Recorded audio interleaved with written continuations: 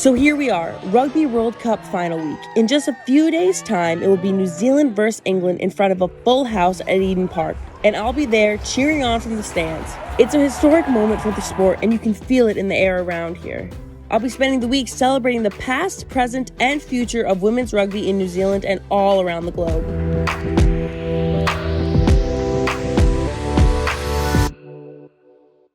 So Anna, you're a former Black Fern, and you've played in a World Cup yourself. Well, I've played in 5. Okay, you've played in a couple. Yeah, I've played in a couple. Super. I mean, playing for your country, and you know what it's like. It's amazing. Mm-hmm. So I was lucky enough to play in 5, lucky enough to win 4, and sitting in New Zealand now, experiencing another World Cup on the sideline is amazing. Anna and I met up at the Black Ferns exhibit at the All Blacks Experience in Central Auckland. It's a place to learn about the history of the New Zealand women's team and face an incredible virtual haka. Yeah, I know. And what are some key differences from those World Cups that you're seeing now in this one? Well, 91, we had to pay our way. Then it got better and it was paid, we came under the auspices of the NZRU and it was paid, but, we used to play every 4th day. They do the tournament in 2 weeks. Now it's over 7-8 weeks, which is pretty cool. Previously, we'd go to World Cup and we'd have no games leading into it. World Rugby said that everybody playing in this World Cup had to play at least 6 test matches leading in, which I think is amazing. Mm-hmm. I think if you look at our last year, or this year, we've had the most test matches ever. Mm-hmm. Previous to that, I played for 20 years and there's only 51 test matches in that 20 years. So we need more test matches. Remember between the 2006 and 2010 World Cup, we had 7 test matches. In 4 years, mm-hmm. and England, I think, had something like 42 or something. So more test matches. It's now professional here, which mm-hmm. is amazing. It's a great pathway and opportunity for young girls as well. So I think those are the massive changes that we've seen. This Rugby World Cup has been spectacular. What do you think is the future for women's rugby? I think the sky's the limit, to be honest. You look at the fans, you look at the crowds, you look at the social media interaction, you look at media interaction. It's a product that everybody loves, mm-hmm. and they've just got to get on that bandwagon. And I think we see more matches, we see more standalone matches. I think it's great. Dang it! Dang it!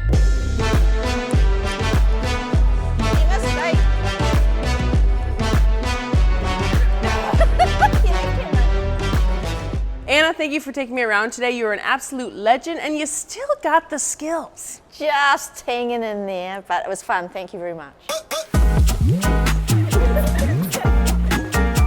After a fascinating chat and a quick workout with the certified Kiwi rugby legend, I wanted to meet some future sports stars. Today I'm at a local school in Auckland where a couple of lovely girls are going to teach me a few things about poi.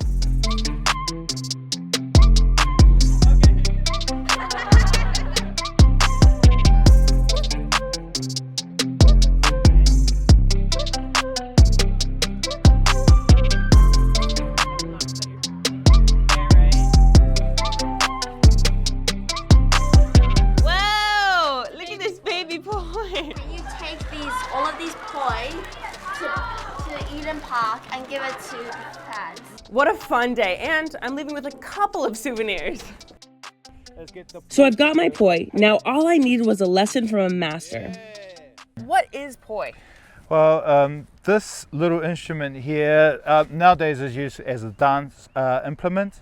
But in olden days, it would teach people dexterity, movement in the hand-eye coordination, all of that kind of good stuff. So this is called the poi, this part here, the ball, and the handle piece here, that's called kakau. And this part here, that's called huka huka. We're going to teach you some very, very basic fundamental moves for the poi. And the first one's called poirere, and it's simply spinning it up like that.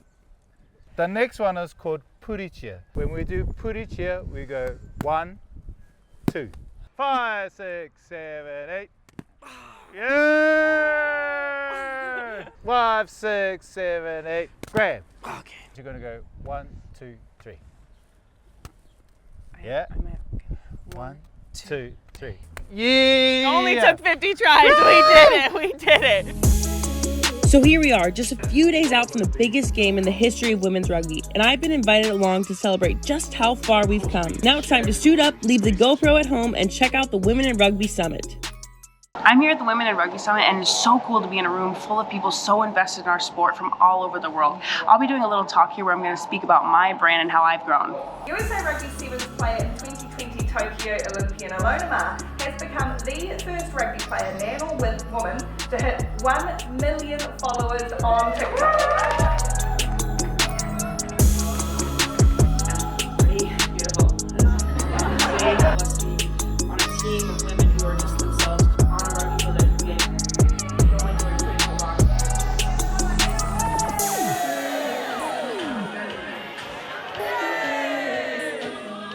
The time has come. It's finals day. England versus New Zealand in what will probably be a history-making game with a record number of people in the stands. All of the hotel staff are wearing their Black Ferns jerseys, so I know who they're going for, but who are you going for?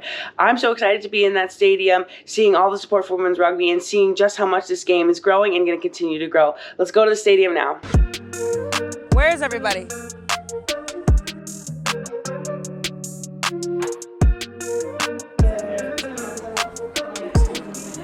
Canada has given us an inside look in their locker room. All the jerseys are set up. I've already taken a picture with Sophie's jersey.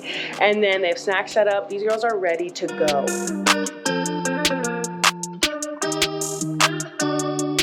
Right now, I'm getting to walk out in the tunnel where the teams will be walking out before they head to the field, before they play their hearts out, listen to their anthem of their countries.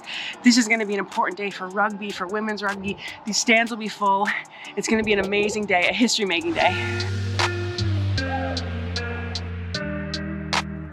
All right, so I'm here with Rachel Burford, and you know a little bit about World Cups yourself. Yes, been fortunate to play in a few and was part of the team in 2014 that won the trophy. So hopefully get to witness that today as well. And what are the girls feeling? Because you probably felt that as well. I think it's going to be a mixture of nerves, naturally. You know, it's the biggest game of a lot of these players' lives. But also, what a platform and what a stage to play on. And these are the things that you want to be part of, the games where there's sellout crowds, all the magnitude of what this game means. Players want to be part of that. So definitely nerves, excitement, you know, for all of them. And France have won the bronze medal with a pretty impressive defeat of Canada. But now, it's on to the Rugby World Cup final. We got Black Ferns in England. I've been talking to a lot of people and it seems very divided as who's gonna take it. I don't know myself, but I do know rugby's gonna win.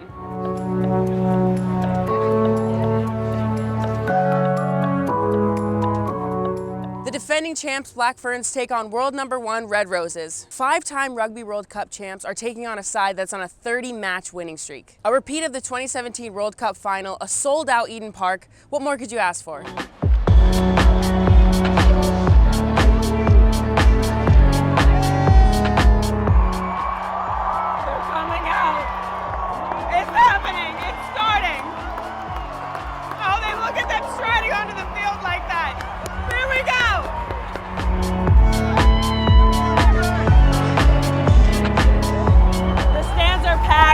The vibe in here is incredible. Oh, I like it! England are staying spread along the 10 while New Zealand do the haka. Oh, what are they doing?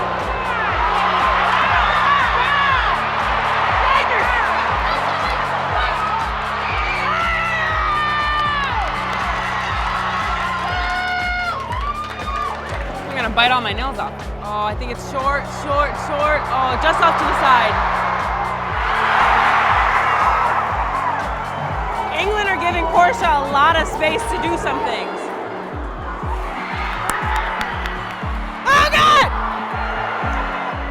Where do we got anybody on this side? Oh, that's it. Oh, God. Oh, yeah, card! They're giving the red card! All right, so they're giving a red card to England for a high tackle on Portia, so England's gonna play down a man the rest of the game. The Black Ferns are fired up.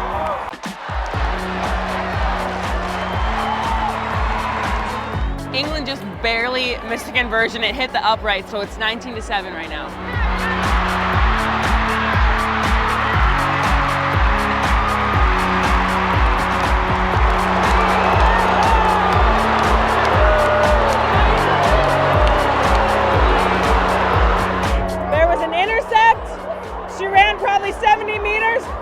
but they're calling it back. I don't know what happened.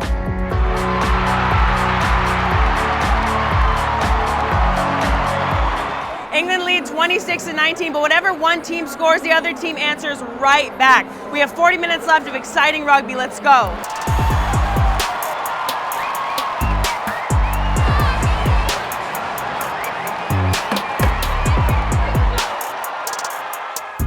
The Black Ferns get it, then England has it, then the Black Ferns get it back, and then England get it back.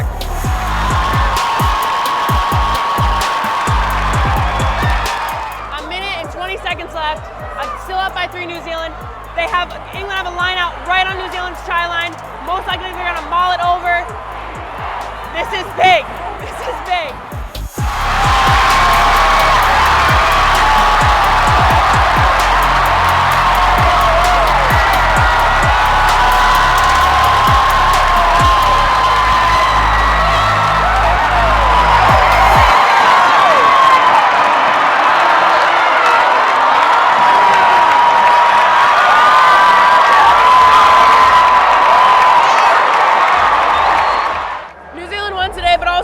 Rugby won, and oh my god, it's all right.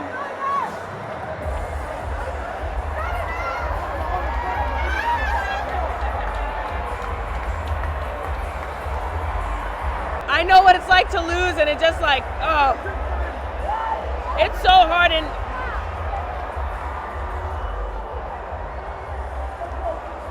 I don't know why I'm crying so much.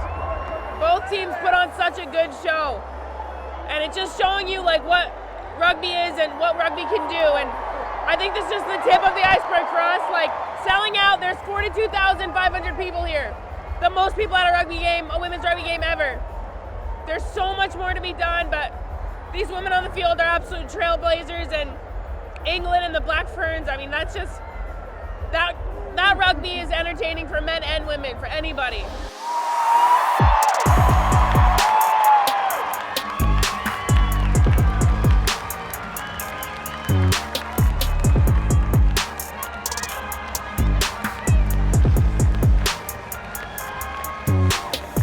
And the Black Ferns are your 2021 Rugby World Cup champions. I've said this a dozen times, but every game this tournament has been exceptional, and that was no different. They're changing the game on the field, and England should be so proud of how hard they worked. Every pass, every tackle made is changing women's rugby in the world.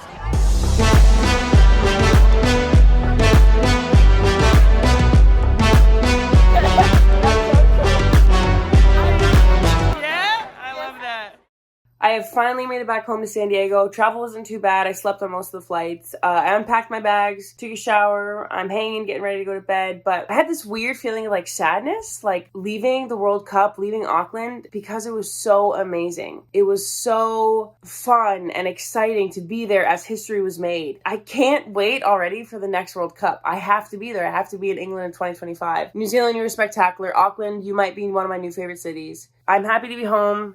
But I will say that World Cup was amazing, and I'm so happy I got to experience it. I made so many memories that will last a lifetime, and I'm so happy you guys could come along and experience it all a little bit with me and watch me jump off a building, watch me walk along the top of a stadium, eat delicious food, and watch the best in women's rugby. I won't forget this, and I'll sleep knowing I had the best time of my life.